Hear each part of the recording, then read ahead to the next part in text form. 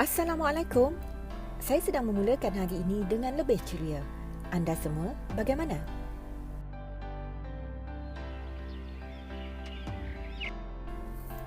Okey, hari ini saya ingin kongsikan bagaimana kita hendak belajar secara di atas talian atau dalam istilah mudahnya belajar online dengan berkesan. Adakah cara belajar masih sama seperti kelas bersemuka secara fizikal atau ada perubahan yang perlu kita ketahui?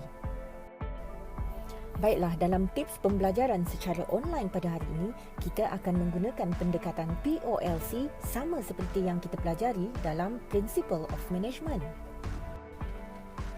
Okey, yang pertama adalah dari segi planning.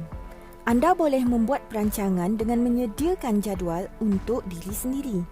Nasihat saya kepada my students, katakan anda mengambil 5 subjeks pada semester ini.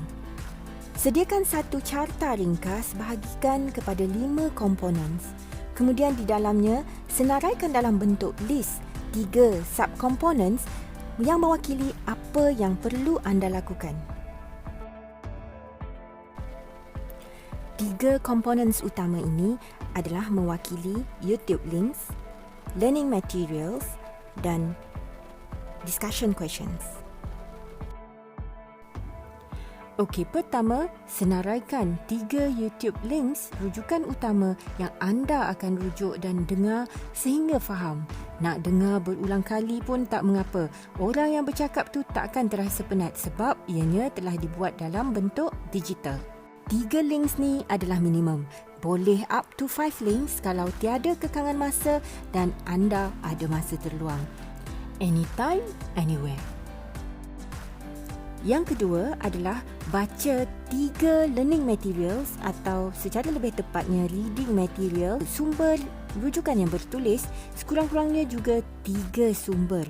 Sama ada buku teks, carian internet anda sendiri atau mungkin links yang telah diberikan oleh pensyarah. Yang terakhir pula ialah anda perlu membuat 3 soalan berbentuk perbincangan atau soalan-soalan online berbentuk esei secara ringkas dan padat untuk generate kefahaman atau menjana kefahaman secara original daripada fikiran anda tanpa mengikut tulisan pada buku atau rujukan. Dalam komponen kedua iaitu organizing, anda hendaklah allocate masa yang khas untuk menyiapkan pembelajaran kendiri. Biasanya 2 hingga 3 jam seminggu adalah memadai jika anda benar-benar fokus. Seterusnya, disiplinkan diri untuk mengemas tempat anda belajar. Anggaplah seolah-olah anda sedang bekerja di satu ruang kerja di sebuah organisasi. Ia akan memberikan motivasi dan mood kerja yang berbeza secara tiba-tiba. Satu lagi tips, sentiasalah ever ready untuk kelas yang seterusnya.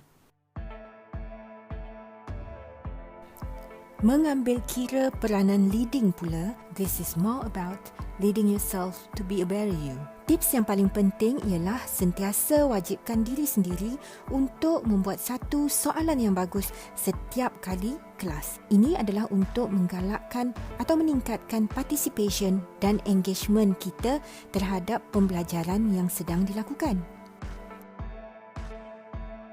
Ada pelajar yang bertanya kepada saya, sekiranya ada sebarang tips bagi membuat soalan yang bagus. Caranya ialah, untuk permulaan, buatlah beberapa soalan. Anda sendiri memilih soalan yang terbaik dan biasanya bila anda sendiri terasa soalan itu sememangnya helpful bukan sahaja kepada diri anda, juga kepada orang lain. Ada pula pelajar yang bertanya tentang tips bagi mengelakkan perasaan malu di kalangan pelajar.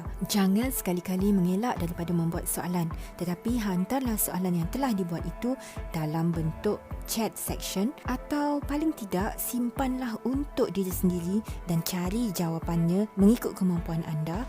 Tetapi usaha untuk membuat soalan itu adalah satu yang sangat penting. Dan satu lagi cara untuk lead yourself to be a better pace of learning ialah dengan mengelakkan kebiasaan menekan pause button pada YouTube link ataupun pre-recorded videos yang telah diberikan oleh pensyarah.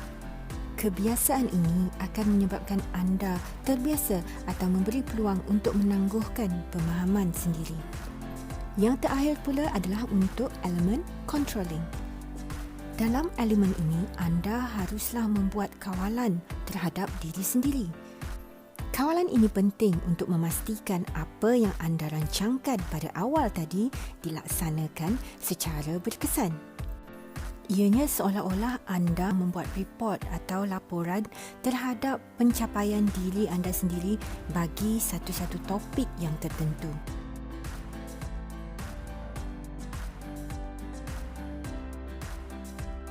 Tiga perkara yang anda boleh evaluate adalah tahap fokus, tahap kesungguhan atau seriousness dan tahap satisfaction, kepuasan hati anda terhadap pembelajaran yang anda lakukan.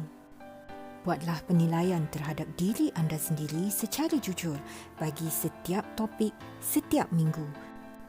Mungkin 70%, 80%, 90%,